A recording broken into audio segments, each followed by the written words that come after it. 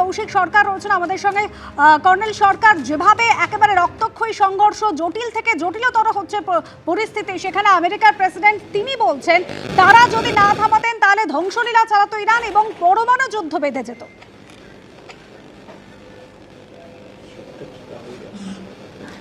উনি তো সব সময় একটা এক্সট্রিমে গিয়ে কথা বলেন। প্রথম কথা, আমেরিকা ঢুকলো কেন এটাতে? আমেরিকা ঢোকারই উচিত ছিল না। আমেরিকা ঢুকেছে ইসরায়েলের রিকোয়েস্টে ঢুকেছে। আমেরিকা ঢুকে এখন সেটাকে সামলাতে পারছে না, কারণ ওর 6টা লোক মারা গেছে। ওখানে ওর 6টা লোক মারা যাওয়াতে ওর যা দেশে অবস্থা হচ্ছে, এখানে যে 800-র উপরে লোক মারা যাচ্ছে সেটা ও দেখছে না। So he is trying to tell the world that I am doing everything, so I should get the Nobel Prize. He will get nothing. He is creating atrocities in Middle East. একটা শান্তভাবে দেশ চলছিল, সেটাকে ঘেটে করে দিয়েছে পুরো। সেটা বাংলায় বলে যেটা, সেটাই করেছে ও, এবং সেই জিনিসটা করে এখন সামলাতে পারছে না। কারণ ও ভেবেছিল ইরান বোধহয় খুব উইক, একটা প্যালেস্টাইনের মতো একটা দেশ, যেটাকে আমি 2টো রকেট ছাড়বো ইরান চুপ করে যাবে। ইরানের আন্ডারগ্রাউন্ড টানেল আছে যেখানে রকেট আর আপনার ড্রোনের ভর্তি, ওরা ছাড়বে না এত সহজে। They are not a country to go back foot. এবং ওদের কোনো রকম মানে সন্দেহ নেই যে Iran, they are very straight and honest, and সেই জন্যে আমেরিকা কোনো চান্স পাচ্ছে না ইরানকে কোণঠাসা করার জন্য, যে কোনোভাবেই হোক। 48 বছর ধরে দে আর ফেসিং স্যাংশন। 8 বছর 10 বছরও সাদ্দাম হুসেনের সাথে লড়েছে। তারপরে কি আমি বুঝবো যে ইরান বলবে আমি হাত তুলে দিচ্ছি?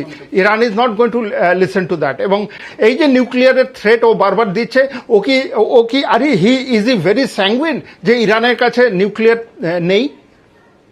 ইরানের কাছে থাকতেই পারে। So let's not get into nuclear and this. If he can get people to diplomacy এবং এই লড়াইটাকে থামাতে পারে, তাহলে কি হবে? পুরো ওয়ার্ল্ডের জন্য ভালো হবে। নাহলে আমরা as Indians we will also suffer, because আমাদের 90% রপ্তানি সব বাইরে থেকে আসে। এইগুলো আমাদেরকে বুঝতে হবে।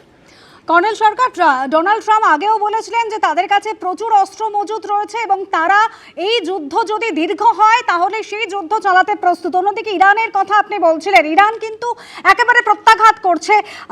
ইতিমধ্যে খামেনেই পুত্র মোজতাবা খামেনেই, তাকে পরবর্তী লিডার হিসেবে বেছে নেওয়া হয়েছে, যার কিনা সরকার এবং যে ধর্মীয় প্রতিষ্ঠানগুলো রয়েছে সেখানে একেবারে নিয়ন্ত্রণ রয়েছে। তাহলে ইরানের প্রত্যাঘাতকে আরও তীব্র থেকে তীব্রতর হবে বলে আপনি মনে করছেন?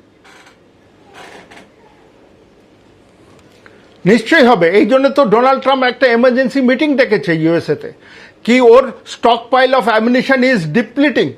ওর কাছে যে ইন্টারসেপ্টর মিসাইল ছিল ইসরায়েলের কাছে, সেগুলো কমে যাচ্ছে, কারণ সে পারছে না সেগুলো। কিন্তু ইরানের কাছে গুগলসে আছে 3000টা মিসাইল আছে, কিন্তু আমরা কি অ্যাকচুয়ালি জানি ইসরায়েলের কাছে কত মিসাইল আছে বা নেই? উই ডোন্ট নো ইট। সেটা ইসরায়েলি একমাত্র বলতে পারে। সেই জন্যে ওনাদের রিলিজিয়াস লিডার মারা যাওয়ার পরে, খোমেনি মারা যাওয়ার পরে, ওরা কিন্তু স্ট্যান্ডিং দ্য গ্রাউন্ড, এবং তারা পরিষ্কারভাবে বুঝিয়ে দিচ্ছে ওয়ার্ল্ডকে, we are there, we are nobody is with us, but we are ready to fight and fight all this atrocities. কিন্তু তার সাথে ওদের ফরেন মিনিস্টার এটাও বলেছেন যে we are ready for diplomacy also. Colonel Sarkar, সঙ্গে থাকুন। হরমুজ প্রণালী তা কিন্তু ইতিমধ্যেই বন্ধ করে দেওয়া হয়েছে। সমস্ত তেলবাহী জাহাজ চলাচলে নিষেধাজ্ঞা জারি করা হয়েছে একমাত্র চীন এবং রাশিয়া বাদে। পশ্চিম এশিয়া জ্বলছে, একাধিক জায়গায় হামলা চালিয়েছে ইরান, এবং এতদিনের জন্য যে হরমুজ প্রণালী দিয়ে ভারত সমস্ত জাহাজ এখান দিয়ে পাস করতো, সেই সমস্ত জায়গা কিন্তু বন্ধ হয়ে গিয়েছে। আর হরমুজ প্রণালী এই যুদ্ধের আছে কতদিন ধরে বন্ধ থাকবে, সেটাই কিন্তু সব থেকে বড় প্রশ্ন। আর এই হরমুজ প্রণালী বন্ধের জেরে পারস্য উপসাগরে আটকে রয়েছে বহু জাহাজ, একাধিক ভারতীয় জাহাজও আটকে রয়েছে এই পারস্য উপসাগরে। 24 ঘন্টার ইতিমধ্যে কুইক রেসপন্স টিম তৈরি করা হয়েছে বন্দর, জাহাজ এবং জলপথ মন্ত্রকের তরফ থেকে। ডিরেক্টরেট জেনারেল অফ শিপিং এর অধীনে কাজ করবে এই টিম, এবং ভারতীয় নাগরিকদের জন্য প্রয়োজনীয় সাহায্য এবং সমন্বয়ের জন্য এই কুইক রেসপন্স টিম কিন্তু কাজ করবে। যে সংকটের পরিস্থিতি তৈরি হয়েছে, প্রয়োজনীয় সব রকম সাহায্য করবে এই টিম।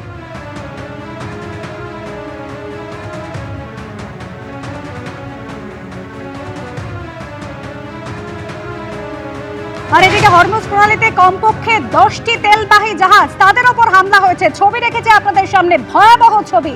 ইরানের নিষেধাজ্ঞা উড়িয়ে এই জাহাজগুলি হরমুজ প্রণালীতে ঢোকার চেষ্টা করছিল, একেবারে উড়িয়ে দেওয়া হয়েছে, আগুন জ্বলছে। এরকম 10টিরও বেশি তেলবাহী জাহাজ একের পর এক জাহাজে হামলা চালিয়েছে ইরান। কর্নেল কৌশিক সরকার রয়েছেন আমাদের সঙ্গে। কর্নেল সরকার, একেবারে সুদূর প্রসারী প্রভাব তো এর ফলে পড়তে চলেছে। এই যে প্রণালী, তাতে তেলবাহী জাহাজ চলাচলে ইতিমধ্যে নিষেধাজ্ঞা জারি করা হয়েছে। তার ফলে এই মুহূর্তে পেট্রোলিয়াম পণ্য সরবরাহে ভারতের তরফ থেকে বলা হচ্ছে যে 50 দিনের জন্য ভাড়ার মজুত রয়েছে, কিন্তু সেটা কতদিন? যদি যুদ্ধ দীর্ঘায়িত হয় কি হতে পারে?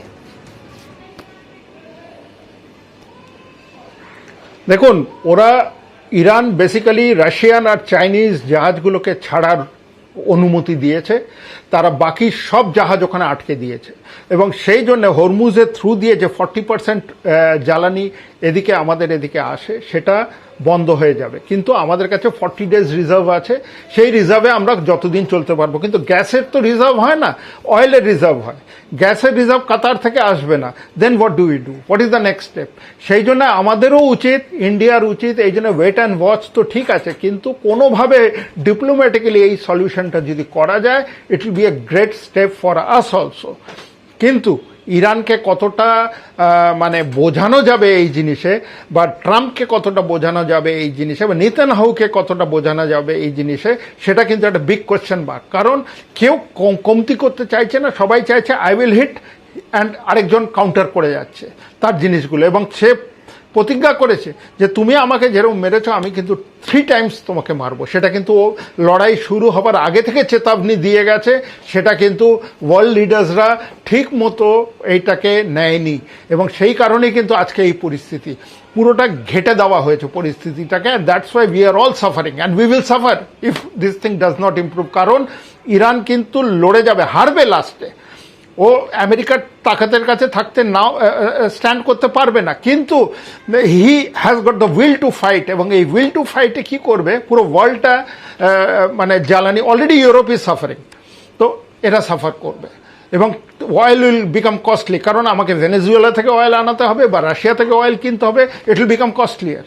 তো এইগুলো এখন আমাদেরকে পরিকল্পনা নিশ্চয় করতে হবে এবং আমাদের planners they will do something about it, I am very sure. অনেক ধন্যবাদ কর্নেল সরকার। এবিপি আনন্দ, এগিয়ে থাকে, এগিয়ে রাখে।